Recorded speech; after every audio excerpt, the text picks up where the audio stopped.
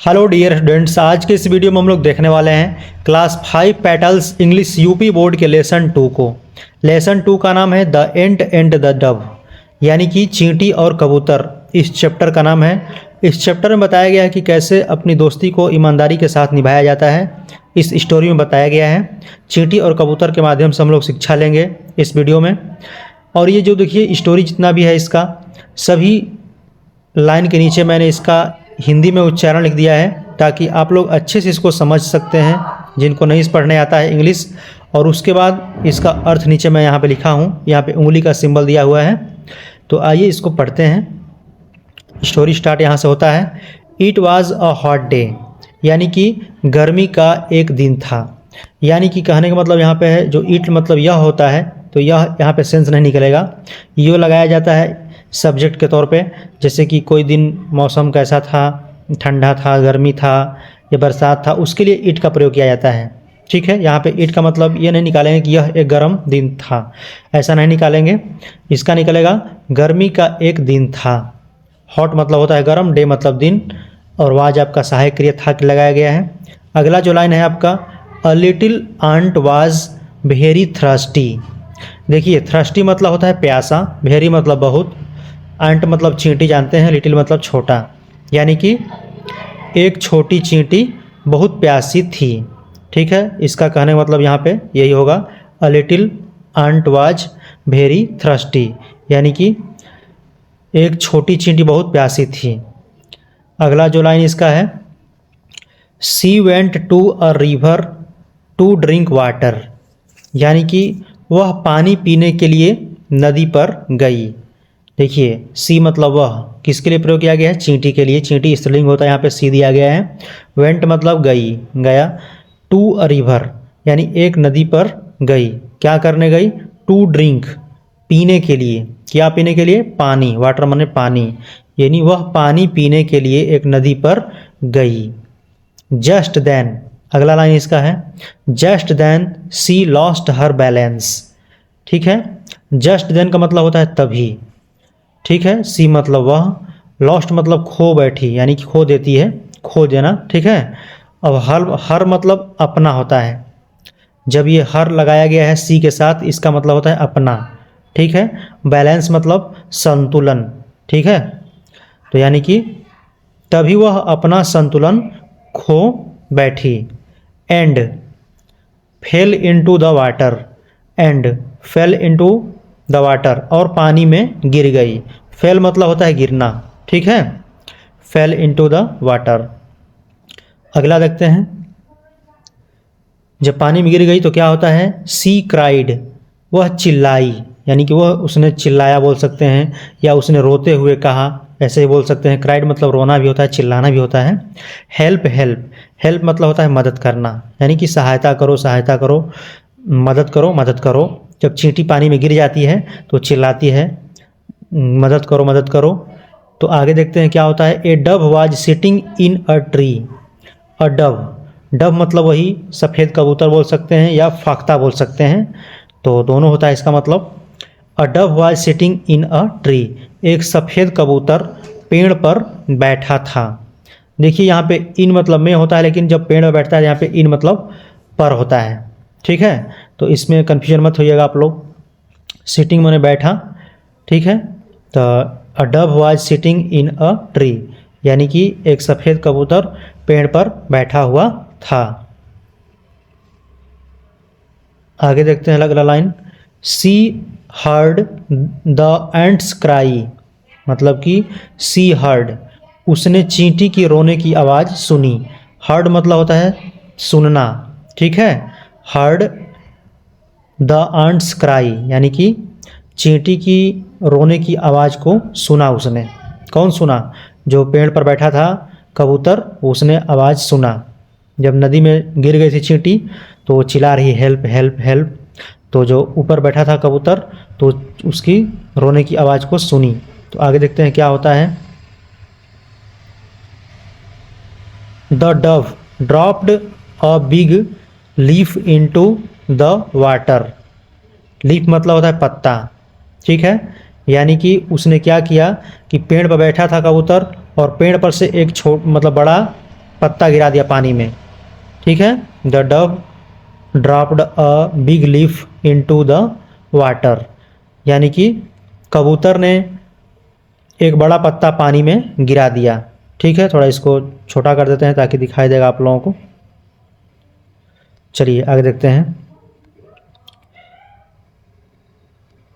The ant climbed onto the leaf, यानी कि चींटी पत्ता पर चढ़ गई। द आंट मतलब जो चींटी थी, पानी में जब कबूतर गिरा दिया पत्ता को, बड़ा पत्ता, तो चींटी क्या की उस पर चढ़ गई। The leaf floated to the river bank, जो पत्ता था वो तैरने लगा, पत्ता नदी के तट पर तैरने लगा, ठीक है। जैसे कि जब पत्ता गिराया पानी में कबूतर ने, तो लीफ फ्लोटेड, फ्लोटेड में तैरा होता है, सेकेंड फॉर्म दिया गया है। तैरने लगा to the river bank, bank मतलब किनारा, रिवर मतलब नदी, यानी कि पत्ता नदी के तट पर तैरने लगा, किनारे की तरफ तैरने लगा, जाने लगा इधर से, ठीक है।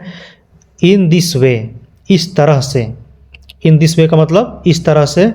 The ant was saved, the ant was saved, ठीक है, यानी कि इस तरह से चींटी की जान बच गई। यानी कि जब चींटी पानी पीने गई, गर्मी का दिन था, यहाँ से शुरू से हम लोग पढ़े थे कि चींटी बहुत प्यासी थी और वो नदी में पानी के लिए गई, उसका संतुलन खो बैठी, वो गिर गई पानी में और वो चिल्लाई रोते हुए, मदद करो मदद करो। तो पेड़ पर कबूतर जो बैठा था उसने एक पत्ता गिराया पेड़ का, ठीक है, पौधे का। उसके बाद जो पानी में गिर गया तो उसमें चींटी तैरते तैरते उस पर चढ़ गई और चढ़ करके नदी किनारे आ गई। उसके बाद अपना जान बच गया। अब आगे देखते हैं। After some time, after some time, कुछ समय बाद। आफ्टर मतलब होता है बाद में, सम टाइम मतलब कुछ समय, कुछ टाइम, ठीक है, यानी कुछ समय बाद। आफ्टर सम टाइम मतलब होता है कुछ समय बाद। द आंट सा अ हंटर, ठीक है, द आंट सा अ हंटर, चींटी ने एक शिकारी को देखा। हंटर मतलब होता है शिकारी, ए मतलब एक, सा मतलब देखा, अंट मतलब चींटी। आगे इसका दिया हुआ है, he had pointed his arrow at the Dove, ठीक है। ही हैड पॉइंटेड, पॉइंट मतलब होता है निशाना लगाना, ठीक है, निशाना लगाना। तो पॉइंटेड मतलब निशाना लगाया था, यहाँ पे हैड लगाया गया है, वर्ब की थर्ड फॉर्म यहाँ पे दिया गया है। तो he had pointed his arrow at the Dove, यानी उसने कबूतर पर निशान मतलब तीर से निशान लगाया था। जैसे शिकारी आता है मारने के लिए पूरा तीर निशान लगाते हैं ना, वही दिया गया है कि ही यानी कौन, उसने, शिकारी के बारे में दिया गया है। He had pointed his arrow at the Dove, यानी कि कबूतर पर उसने अपने तीर से निशाना लगाया था। He wanted to kill her, he wanted to kill her, वह उसे मारना चाहता था। किसे? कबूतर को शिकारी मारना चाहता था। द अंट क्रॉल्ड, क्रॉल मतलब जिससे कि रेंगना होता है, इसका यहाँ पे सेकेंड फॉर्म दिया गया है। The ant crawled up, crawled up मतलब इसका मतलब है कि रेंगते हुए, ठीक है। The ant crawled up the hunter's foot and bit, ठीक है, यानी कि चींटी रेंग कर शिकारी के पैरों पर चढ़ गई और उसे काट लिया। देखिए यहाँ पे जो टाइप करने में यहाँ पे नीचे इसका आ गया हिंदी, पूरा इसको पढ़ लेते हैं पहले यहाँ से। देखिए, the ant crawled up the hunter's foot and bit him, ही मतलब उसे, ठीक है। तो चींटी रेंग कर शिकारी के पैर पर चढ़ गई और उसे काट लिया, ठीक है। इतना समझ गए होंगे आप लोग। तो चलते हैं आगे, इसका देखते हैं। यानी कि जब वो निशाना लगाया था तो चींटी क्या की, क्रॉल्ड अप मतलब होता है रेंगना, रेंग करके जाते जाते हंटर यानी कि उसके पैरों पर चढ़ गई और उसे काट लिया। अब देखिए आगे होता है आउच। आउच मतलब जैसे किसी को कोई काटता है तो नहीं बोलते हैं आउच, यानी कोई गिर जाता है इस तरह से, उसे चोट, जब पूरा चींटी काट ली जोर से तो बोलते हैं ouch. Cried the Hunter and his arrow dropped, यानी कि जब शिकारी को जब चींटी काट लेती है तो कहता है आउच, उसके बाद चिल्लाता है। क्राइड मतलब चिल्लाना। शिकारी चिल्लाया और उसका तीर नीचे गिर गया, ठीक है, जैसे कि दिया है यहाँ पे ना, the Hunter and his arrow dropped, dropped मतलब होता है गिरना, ठीक है। तो इस तरह से आप लोग इसको समझ सकते हैं। आगे देखते हैं, जब शिकारी के हाथ से जो तीर था उसका गिर गया, शिकारी चिल्लाया और उसका तीर गिर गया, तो कबूतर उड़ के चला गया, अपना उड़ के भाग गया वहाँ से। तो द डव वाज सेव्ड, कबूतर बच गया। द डव वाज सेव्ड, यहाँ पे ये सेव का थर्ड फॉर्म दिया गया है, पैसिव वॉइस में सेंटेंस है ये, ठीक है। कबूतर बच गया, क्योंकि शिकारी जब मारा था, मारने के लिए तैयार था तो मार नहीं पाया, अब गिर गया, चिल्ला दिया तो कबूतर को पता चल गया, कबूतर उड़ गया, इस तरह से उसका जान बच गया। द एंट यानी कि आंट मतलब चींटी, the ant and the dove helped each other like good friends. देखिए हेल्प मतलब सहायता की, मदद की, ठीक है। ईच अदर मतलब होता है एक दूसरे की, ईच अदर मतलब एक दूसरे की, लाइक मतलब की तरह, लाइक मतलब पसंद करना भी होता है, लेकिन यहाँ पे ये लाइक मतलब की तरह का सेंस निकलेगा इसका, ठीक है। यानी कि the ant and the dove helped each other like good friends, यानी कि चींटी और कबूतर ने अच्छे दोस्तों की तरह एक दूसरे की मदद की। जो चींटी और कबूतर थे वो अच्छे दोस्तों की तरह मतलब एक दूसरे की मदद की। कैसे?